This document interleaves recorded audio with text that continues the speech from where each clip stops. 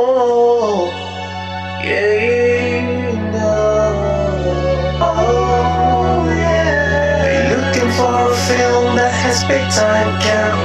What B-movie will be the ultimate champ? You might think they crazy, might think they disease, but they watch all the shot to find the best of the beast. It's Stan, Jim, Jack, and Nick who watch till it's finished. But their love for these movies can be diminished. And maybe the film's plot has no rhyme or reason, but that's part of the jam. Owen Brad of the season. It's the low-budget film that it is most true. They find in the flick that's most Boogaloo. Kung Fu, electric Boogaloo. Ooh, ooh, electric Boogaloo. Kung Fu, electric Boogaloo. Ooh, ooh, electric Boogaloo. Yak Mala! Yak Mala! Welcome back, my friends, to the Kung Fu Electric Boogaloo. I am your host, 8th Dan Stanadu. So happy to be with you today to talk about Season 12, One Shit Wonder. This is our Episode 2, where we're going to talk about killer clowns from outer space. And to talk about the killer clowns, I am joined by my good friends, and I have Nick Boxer. Greetings and salutations. I like clowns. Most people don't, but you do. That's great. And James Cotta.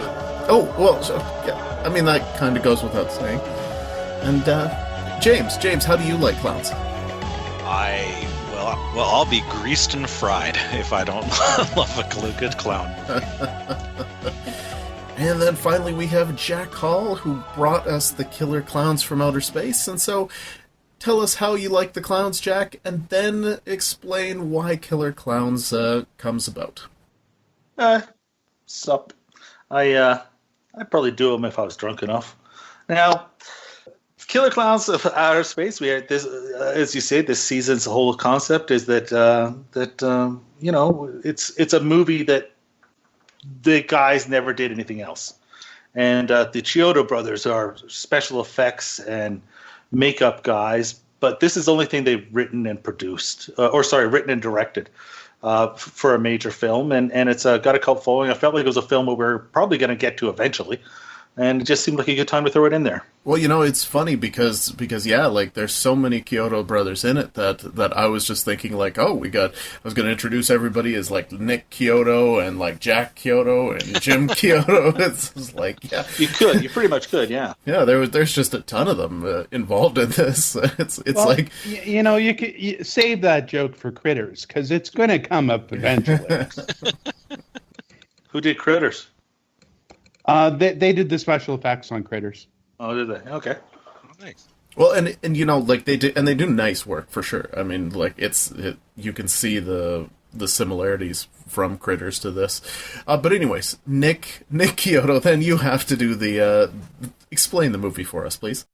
You know what? I made this joke on the first episode of this season, but in this case, it is actually fairly accurate. To explain the plot, all you have to say is the title, Killer Clowns from Outer Space. That's really basically it. We have aliens that come down from space to invade Earth / a small town. They just coincidentally happen to look like clowns and use clown-like weapons that are greatly entertaining. And it's up to really old teenagers to sort of stop this invasion. Maybe they're not teens, but they're certainly in their 30s in real life. And it's basically the same story as The Blob or any others alien invasion movies, but the aliens are clowns. And the clowns are awesome. I love the clowns in this, and I love their weapons, and it's entertaining from that point of view.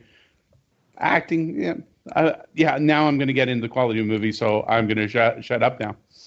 It's actually interesting, though, that the Chiodo brothers really did almost none of the special effects and stuff for this one. Because they were doing the other stuff. They were directing and writing and producing. And so the special effects actually really isn't them. I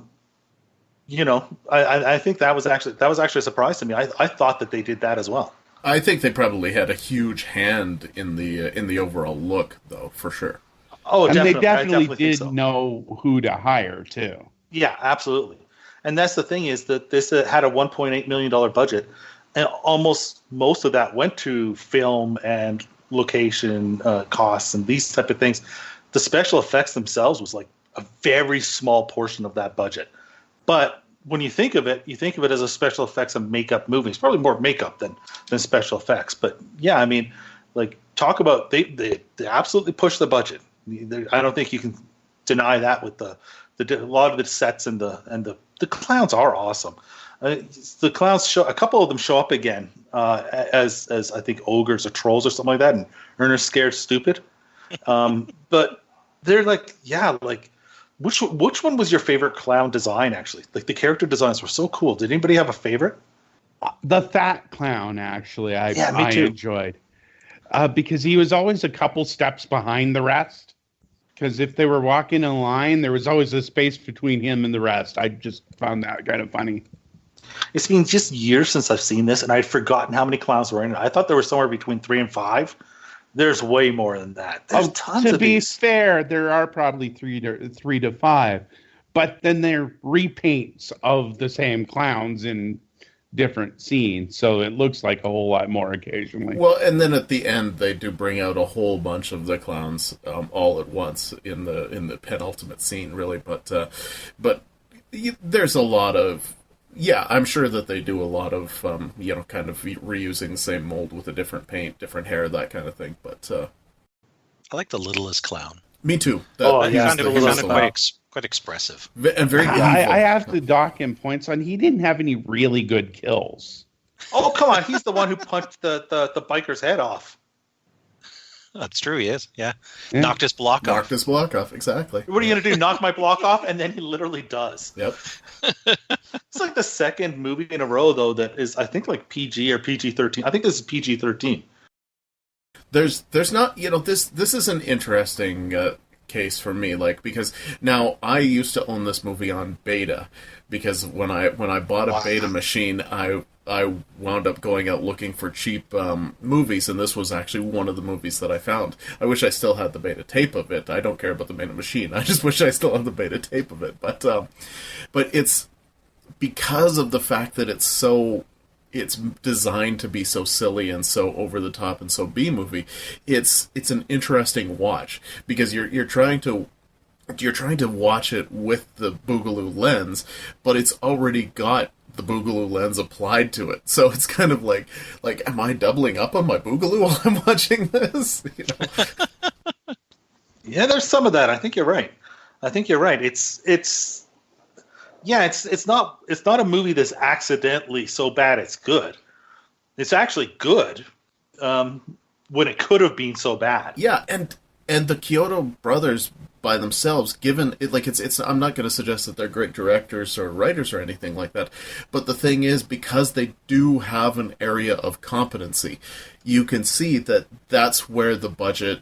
Where like, yeah, they don't need to spend a lot on the clowns because they already have a core competency there. They already know people who can pull this stuff off, and so they do pull that stuff off really well.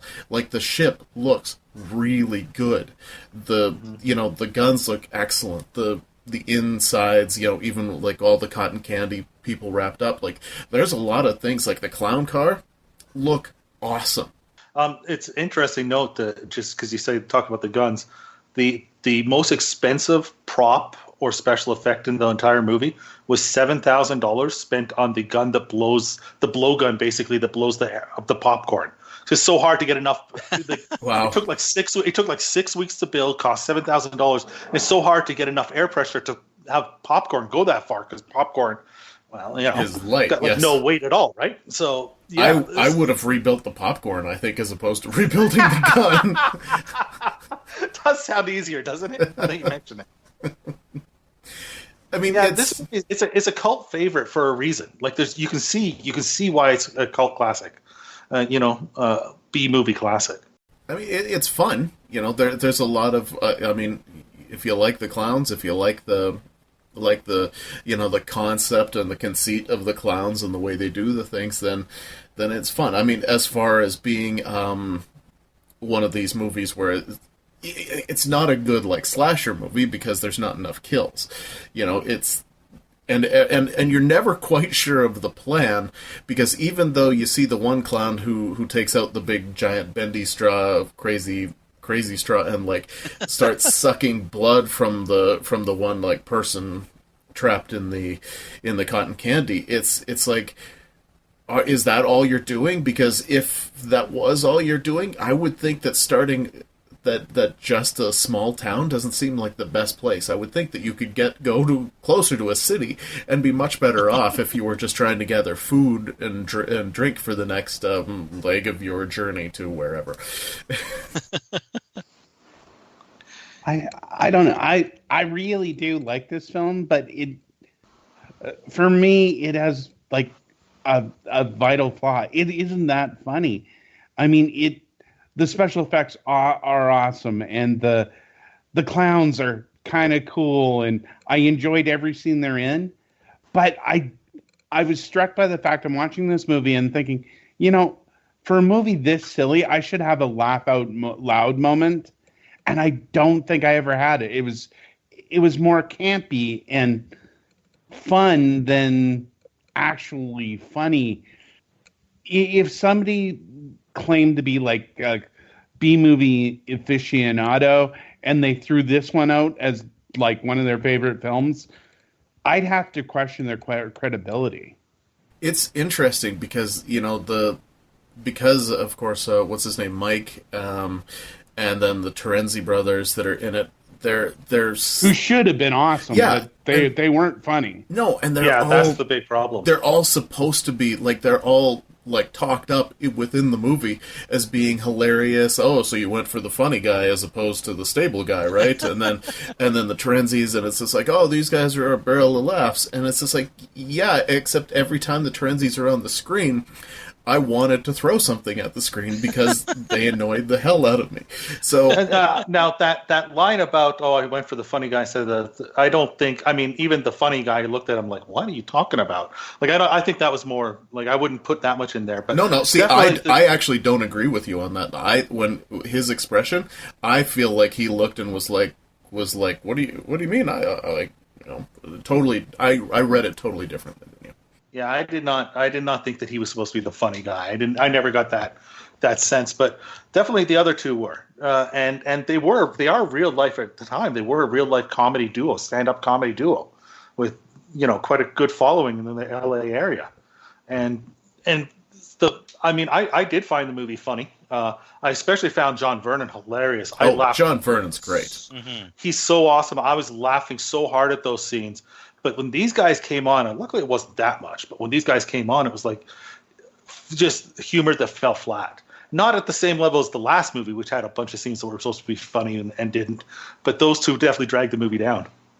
I think Vernon's so funny that when he dies, I was like, oh, so it's just the rest of them for the rest of the Oh yeah, because you needed it during this movie. You needed his like completely dry, completely, just the way that he was going with the lines, like, yeah, I don't believe you, you're just fucking with me, kind of thing. And you want that throughout the whole thing, like as the whole town is completely getting swallowed up by the clowns and stuff like that, to have this one guy who doesn't realize it and would keep saying that through the entire movie would be amazing. Now, go ahead. Didn't I actually sort of forgot he was in this because his scenes sort of feel tacked on to me in this movie. I mean, they're awesome in their own way, but they don't feel like the rest of the movie because they all take place basically in one location. Likely they only had him for like a day or two, though. Yeah. That's probably why. I do love that line where he's on the radio talking to Dave, and just arguing with Dave about whether the clowns are real, and and this last line of that exchange is "fuck you." Over. I know, it was hilarious. He made me laugh so many times. I also like the line. It wasn't funny so much at the time, but it became funny later when the line, "You won't make a dummy out of me." And then when he's killed, Oh, yes. Oh, foreshadowing. Mhm. yeah, he's used as a ventriloquist dummy by the clown. I think there was a lot of. I really liked the job and the kills and the ideas. I mean, basically every idea that you've ever seen a clown do, every trick that you've ever seen a clown do on TV or in a circus or anything like that, was in this, except for somehow they didn't have somebody die by a joey buzzer, and I thought that was a missed opportunity.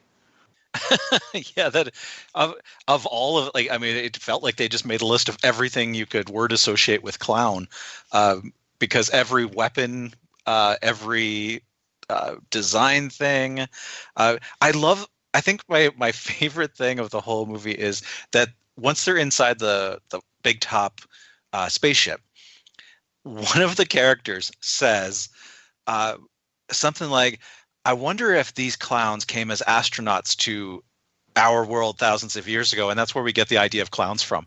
Yeah, Yes. And that is the you're explanation. trying to figure it out. That's the explanation for the entire film. There is no, like, that's just the throwaway. That's why they look like the way they were, is they came first. Well, basically, but that was like the third. That's the third of three theories of what the clowns were that they threw out. Like they threw out one, then they threw out another one, then they threw out that one, and then somebody's like, "We should stop talking now. We don't want to be known." And I'm like, "So is it that one win because it went last?" Like all of them were ridiculous. I mean, and that's the thing, right? Like this movie nails the ridiculous. Like it leans into the ridiculous, and it does a good job of being that, because we've seen a lot of movies where it's just like they're kind of aiming to be the B movie cult classic, and they miss because they're aiming there. Well, this is one of those rare movies that I think actually it does deserve its cult classic status. Yeah, no, I agree. I said something like that earlier. You can see why it is a cult classic. Indeed. Okay, And Scoring. let's go to scoring. I think scoring's the way to go here. In our search for the ultimate B movie, we rate each film in 5 categories. None of these categories is objective quality. The first one we call Schlock Appeal, and we start with Stan. I struggled with this one just a little bit because it was designed to be schlocky, so I have trouble going too high. Now, at the same time, it does a pretty good job of executing on the schlock. So, and I did enjoy watching it, though I didn't laugh like crazy or anything like that. I'm going to go with a 7. Yeah, I'm only going to give it a 6. I mean, it is called Killer Clowns from Outer Space. So, it has that schlocky vibe. But since they were only sort of aiming for that, and it sort of has this like ersatz or fakey quality to the schlock. So yeah, I can only go as high as a 6. I got it higher than both of you two, just because I found it more. I think Nick had described it as campy. I think that's a good word. A cheesy, more than schlocky. Those aren't quite the same things. Schlock is not quite the same as cheese, and it's not the schlockiest film. But as far as just like an enjoyable, appealing movie to watch, really high for me. So, I could watch it again today. So I got an 8. It's always interesting when we get to the scoring because, you try to stay objective with though we're not doing objective quality, we try to be objective with the way of the numbers. I try to distance my opinion of the film with like my opinion of a specific category, because I actually didn't like the movie that much. Oh, really? But on this category, it's still an 8 for me, just because of the pitch and the overall concept. This is a crazy concept. Have you ever seen it before, out of curiosity? No, I had never seen it. Oh, wow. Okay. Now, see, in fairness, I've watched it one time before, and had no intention of ever watching it again until this, and now after seeing it again, I won't watch it again. I mean, it's seeing it twice is like, yeah, okay, I'm Killer Clown. Now that being said, if they did finally ever got the sequel or the TV show, I'd be all over that. I think that niche of this kind of movie, they were ahead of the curve on that in '88. I mean, this is the kind of thing that now we don't even look at for the show, because you look at like a Sharknado, we don't even consider that kind of movie because it's so self-aware. This is self-aware without knowing that there was a built-in audience for that. Mm-hmm. It is early as far as that goes. If this movie came out 10 years later, no way. Yeah. Then no way. I agree. Yeah. Although That's I think point. a television show that, sort of amps up some of the suspense elements could be really awesome. I'd love that. Oh, for sure. Like I say, I'm down with sequels or anything like that. For sure. I mean, they've been trying to get it off, sequels or anything off the ground for years, and they were really close in 2016 to doing a 3D version of this, and kind of they called it a requel, kind of a mix of a remake and a sequel. But I think Sci-Fi Channel actually bought the rights to this now, and I mean, that means we're probably going to see something, whether it be movies that are made from Sci-Fi Channel or series. I think something's going to happen. It's taken forever. It's been in development hell. All right. 8 was what I put. More heart than budget. 1.8 was what Jack told us there for the budget. Well, and again, I think it's one of those interesting cases where you talk about the most of the money was spent on locations and that kind of thing, because when you look at the sets, they do look amazing. The clowns look really good. And I think they went for their strengths. And so by that token, I'm going to go with an 8. Oh, yeah, there is definitely a heart here, but that's a pretty big movie budget for. Okay, well, that is actually 5%. I looked it up. That's 5% of your average Hollywood movie from 1988. Oh, okay. Yeah, I mean, 7. Yeah. I got higher because, again, I'm really impressed with what they did with the money. I think they stretched it really, really far, and I mean, clearly everybody was into it. So I got a 9. 9, wow. I'm lower on this one. I think not all the money went in the right directions. I think the spaceship set was a lot more elaborate, and the clowns could have.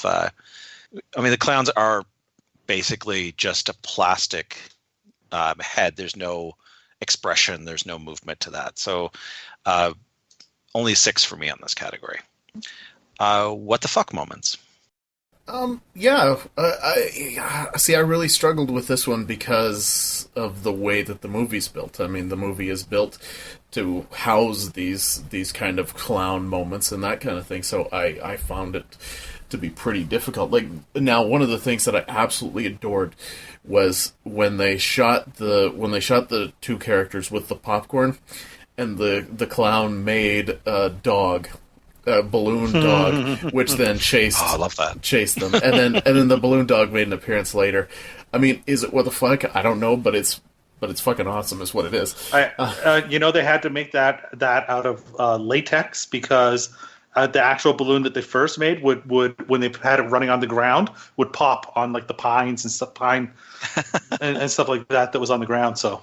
Oh, and that makes total sense. I mean, but it's good work. It's fun. Of course, the clown knocking the biker's block off, that's funny. And then now we talked about John Vernon as the ventriloquist dummy. What I loved about that is I love that they had the blood coming down from the side of his mouth to give him that look, that extra look. I mean, that was really well done. Probably the most what the fuck was with the Terenzi brothers at the end when they are like all in the clown ship, and the Terenzi brothers wind up in the ball pit with the female clowns, and then their female clowns, like, their breasts grow like blowout, and it's just like, whoa. And then at the very end, of course, you see them, their clothes are torn, they've got like big lipstick marks all over them.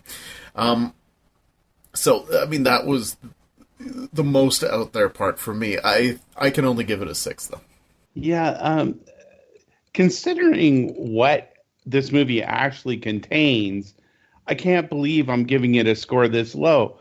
But you present me a movie where clowns kill people in humorous ways, and I can't really call when clowns kill people in humorous ways WTFs. Lots of awesome stuff. I really like the shadow puppets, and the clown in the car, not a car, was awesome, but they're not WTF. So I can't give it any higher than a 3, and that's because they didn't really explain all the stuff with the popcorn as well as I would have liked.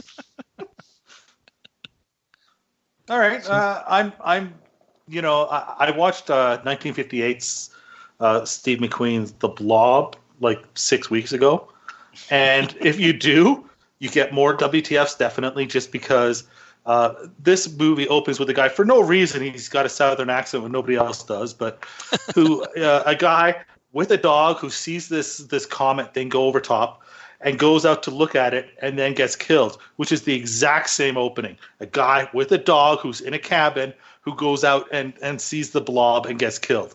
And same thing, the John Vernon character, the guy who hates teenagers, who's a police officer for no reason, and I'm looking at that, and that's a little WTF for me, that they're so blatant in taking everything from the blob to start this. But for most of it, it's like, yeah, no, it's well enough made, and everything makes sense within its world. If you have killer clowns, like you say, who are killing people, and they're doing it with like mallets and puppets and things, that makes sense. I mean, sure, you can see like, the puppets coming out of the toilet. You can see the guy's hand and stuff like that. But, it's a small budget movie. Then you get to that end, and I'm going to go into it a lot more detail than Stan did, because I think that end in the last, the climax is just WTF's, just a boom, boom, boom. It makes no sense. So they decide, after the girl has been, the female lead has been kidnapped by the clowns, to go and rescue her, the boyfriend and the ex-boyfriend who's a cop. So they figure out where she would be is the fairgrounds, where there's like a I don't know, was it like a fun house, I guess you would call it, right? With a clown and stuff in front. And at this point, those two brothers, the two annoying brothers, are with them. So it's the cop, the two annoying brothers, and the boyfriend. And they go in, and like you say, they basically say to the two boyfriends who showed up because they heard that the girl, the female lead, had hot roommates, and they want to meet them.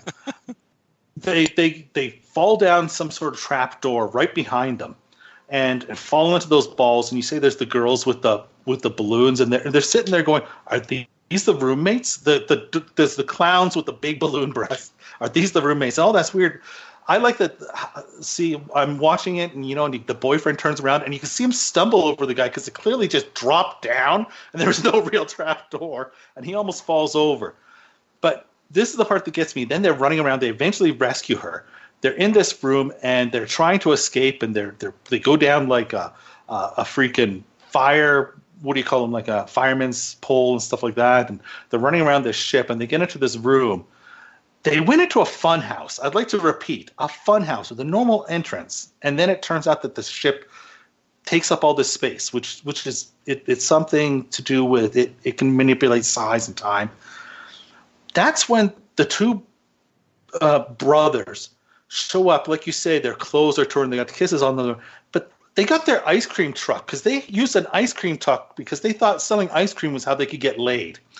Now, all of a sudden, they just happen to drive this ice cream truck right through the wall in the exact spot that these people are, which means that they had to go outside, figure their way out, and then drive this thing back in through a fun house for no reason and show up. So this giant, then, he's known as JoJo Clownzilla. This giant clown comes down, all the other clowns scatter. And this clown is like 15 feet high. He's like beating on the truck, and he grabs and picks it, the ice cream truck. And he grabs and picks it up and throws it to the side.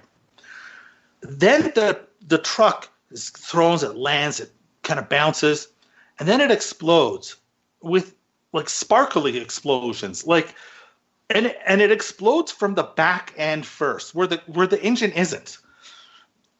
Where the ice cream is, the highly flammable ice cream that they were Yes. But I mean, the gas tank would be at the back. Weren't they selling Astro Pops?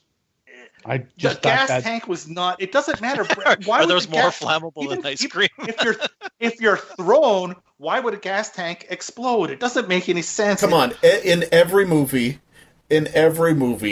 cars explode. That's what happens in these. That is super common. That cars are made out of dynamite in these in movies. Yeah. In these movies, and it is one massive explosion. There is a bunch of fire.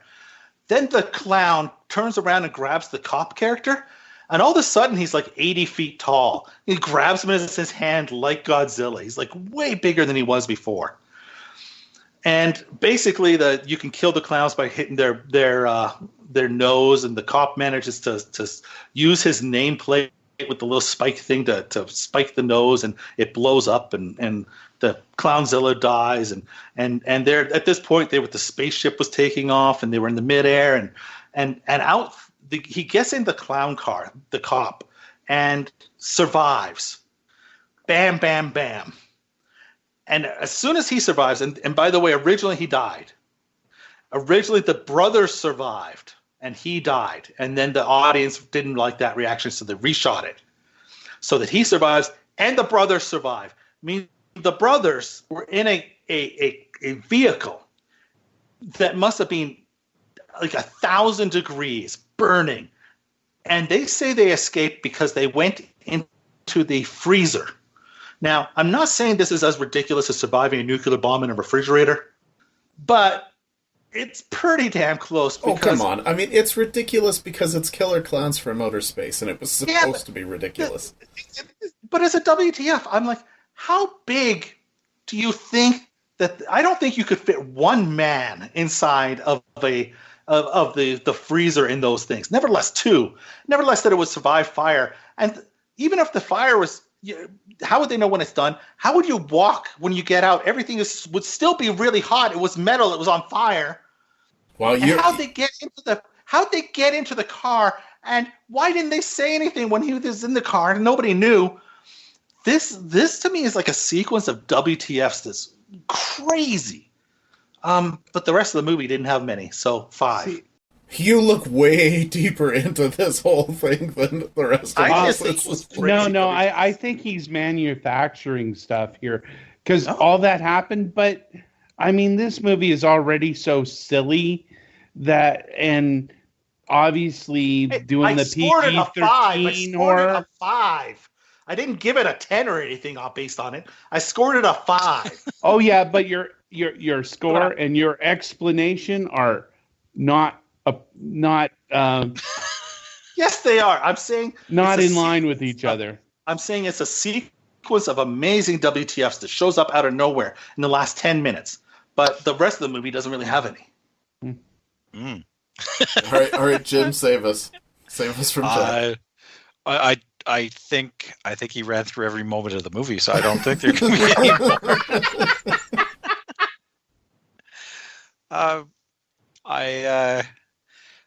I also thought the exploding ice cream was kind of good. I think my favorite WTF is amazingly after the thing Jack just went through, which is the ship takes off and then it explodes, and then they're next to the cops, and everyone's got this like, it all worked out. And I'm like, aren't you the only 5 survivors out of an entire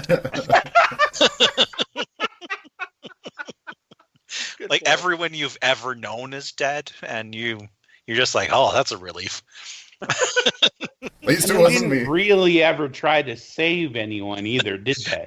No, I mean they got the girl out of the balloon, but there was tons of balloons there. There were other balloons, yeah. And then at one point he's about to go back, and they're like, "No, it's too late." And I'm like, "Is it though?" Yeah. Yeah, I don't. could, I don't could know you that not it is. use more people to help out than your little tiny group of 5 that has 2 frickin' idiots in it? But yes, My challenge with this film is that it's not that it's lacking in WTFs. I just think it's like the same 1 or 2 WTFs for the entire film. So only 4 for me. Memorable moments. I mean, this movie is memorable insofar as it's called Killer Klowns from Outer Space, and it is a cult classic, and I think we're all going to remember now that we've seen Killer Klowns from Outer Space. How much will we remember other than the look of the clowns, the look of the spaceship, and the guns and that kind of thing? I mean, there's probably a fair bit. Like, it's not like I can quote from Killer Klowns from Outer Space, but I think that there's a look that will stay there. So I'm going to give it a 6. Absolutely. I'm not going to confuse the clowns from this with Pennywise or any other clown ever. If they ever remake this, they definitely have to get that like specific look to even like use the title, I think. Otherwise, nobody's going to even associate it with this movie. So yeah, there's something memorable there, but on a whole, yeah, I can only give it a 5 because I mean, a movie like this needs to be quotable, and this just isn't. I'd like to mention also WTF is that the very opening scene. I Oh, just give it a remembered this. break. No, the very opening scene, the fact that that a guy's drinking beer and he walks out, and I'm like, who is that? And then that's Christopher Titus. Yes. Years before he had his TV show or became one of the top touring comedians of the last 20 years.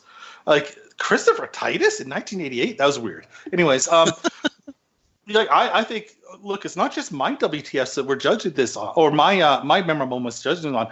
The memorable moments is how much of an impact has it had on pop culture. And this has toys made on it, and they still talk about the sequel all these years later. And the title is iconic, and it's on tons of lists, and it's gatherings for it, and it's in Universal Studios Halloween Terrors thing, and it's made a major pop culture impact, along with the clowns and the title being just absolutely memorable. I think anything less than a 9 is a mistake. All right, then I'm ready to make a mistake. 5 for me as well. Crazy concept is our final category. You know, I assume that this seems pretty crazy for 1988. It seems like going out and like almost remaking The Blob, as a clown movie. That seems pretty crazy. I can't imagine wanting to pitch this to somebody where it's like, all right, so imagine The Blob, and now we're going to take clowns, and all of them are, and we're going to do everything around clowns. Now, that being said, once you get over that initial, like, we're going to do everything with clowns, then it actually isn't that crazy. So I'm going to go with a 7. I can't even go that high. Basically, the concept to me is we got 2 special effects wizards who want to make a movie, and it's not going to cost us that much, and it's going to look awesome. It's going to make a couple bucks. Why don't we throw them like 1.5 mil and let them go? So yeah, I can only give it 5. There's 3 Chiodo brothers, not 2. Yeah, plus one's sisters and uncredited, whatever though. else. There's a lot of. He isn't. No, he isn't. He's not uncredited. If you look at the credits afterwards, there's many other Kyotos as well. So Yeah, exactly. So, anyways, no, I mean, it's like it's The Blob, so that's not crazy. I mean, to me, that's anything but. But then you say, but the pitch is Killer Klowns, because this is actually how the pitch went. Killer Klowns. They went Killer Klowns. So, we don't want to make another slasher movie. I meant Killer Klowns from Outer Space. That's how it went down. And all of a sudden, that does pop up it a little bit higher. I'm splitting the difference between you two, and I got a 6 on it. I'll go up to a 7 on this. for no other particular reason. Because why not? All right. That brings us to the end of our scoring. Each season we have 6 secret modifiers. This film does pick up a +1 because Stephen Chiodo did find his calling in another field. His puppeteering animation credits are really impressive. And stuff like the Power Rangers movie, Team America World Police, Beastmaster 3, stop motion in Elf. There's definitely a lot of he was meant for something besides directing, which gives us a wait a minute. I'm sorry, I'm going to argue about this. This one set up a sequel big time. It did? Well, it came out, hey, is it over? And then the Pies slapped them. To me, I mean, if we called the last one setting up a sequel, then this one right then. Absolutely, to me, sets up a sequel. But I think you'd also have to say, though, that, for working more than one role, he doesn't take any other credits, though. He doesn't take any other credits. It's just because there's a billion Kyoto, so it shows that. He himself doesn't take any other credits. Oh, he doesn't take any other credits. Okay, well, I didn't say it was him. I said it was Kyoto Brothers. So, but it's him that the movie is being chosen for. No, it was chosen for the Kyoto Brothers. I never said they work elsewhere. I can't give it the 3 roles because there's 3 of them, so it's like that seems like. I'm sure they did a bunch of roles within, but I would argue, for me, I would Charles argue that played the killer clown. He produced and he wrote. Did he though? Yeah, yeah. Anyways, if you don't want to, it's no big deal. I do agree it should take a negative for being left open for a sequel, based on Stan's logic. Alrighty, sounds good. So the pluses and the negatives cancel everything out. Giving a final total of 63.5, which places it right behind Game of Death 2 and right ahead of Cast a Deadly Spell. It's an interesting movie because it's so culty, right? Just talking about it is a very different experience, I think, than most of our general incompetent movies. And it's actually really interesting to see a movie like this that is such a cult icon, like cult classic, at the level that it is, and to see that it only scores right kind of a 63, right in the middle on the Boogaloo scale, which says a lot about the type of movie we're looking for. But because the problem is for us, it comes with baggage. It's got so much extra baggage attached to it that I don't know how to score it. Like, overall, when I watch it, it's just like, yeah, okay, so this movie doesn't make me want to watch it again. Like, it's not like some of these movies where I'm like, oh yeah, like, we talk about Ninja 3, we talk about Deadly Prey, we talk about these kind of things, Miami Connection. And it's just like, yeah, I stop watching it, I think about it for half an hour, try to like parse it in my head, and then after 30 minutes, I'm like, so what am I doing? Well, I could watch that movie over again right now because it's awesome. And this, no, that's exactly what I'm saying. Is that this movie, it's interesting that a movie that's so, like I say, is such a cult classic, isn't what we're looking for. Like, it's interesting. It really, to me, it really narrows our focus in a lot of ways of what we should be picking. Because movies like this don't work. No, it's just too hard for us to get over our scoring desires to be able to be like, yeah, well, it's supposed to be like that. So, and it is. It's the strength of and that goes back to the strength of our scoring system and how great the best movies are, and what it is about them that makes them work. I think we've always known that self-awareness is a negative for a movie overall. It's why we haven't hit very many of the Sci-Fi Channel things or that kind of film, that because they know what they are, and this knew what it was. Yeah, they knew what it was before it was common, but it still knows what it is. Yeah. It gets some points for being kind of ahead of the curve on that. For me, anyway. Totally, I agree. All right, Jim, let's do some business. Excellent. Please subscribe to the podcast on your favorite podcast app and on YouTube, and we are on Instagram at Kung Fu Electric Boogaloo. Also, the home of the Octagon is wetalkpodcasts.com. You can sort every episode we've done so far in each of the 5 categories, as well as their final total, and with a link there to the individual episodes. We Talk Podcasts also has a Facebook, and they have a Twitter. Okay. Well, One Shit Wonder carries on with next episode where we do Phase 4, which is fantastic. I know nothing about it, so I look forward to learning all about it. I'm assuming it is the sequel to Phase 3. Phase 3, okay. Seems unlikely to me. Well, I think it's the current means we're watching all the next Marvel movies. yeah, that's right. See, there's so many things it could be, which is fantastic. I look forward to finding out what it actually is, which I'm sure is nowhere near as interesting as it could be. But oh, that's good. And I want to be. I hope there's a general level of incompetence that this movie has that we can talk about and enjoy. Okay. I think we should wrap this episode up so that we can move on to talking about Phase 4. Does anybody else have anything left to say? I just want to say, bite me, Nick. All right. Good. Excellent. Where? In your nose, your clown nose. I don't know if that's like an insult or an invitation. So.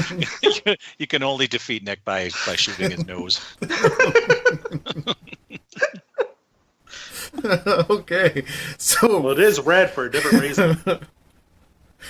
for Jim, and for Jack, and for Nick, and his red nose, I am your host, 8th Dan Stanadu, and thanks for listening to the Kung Fu Electric Boogaloo!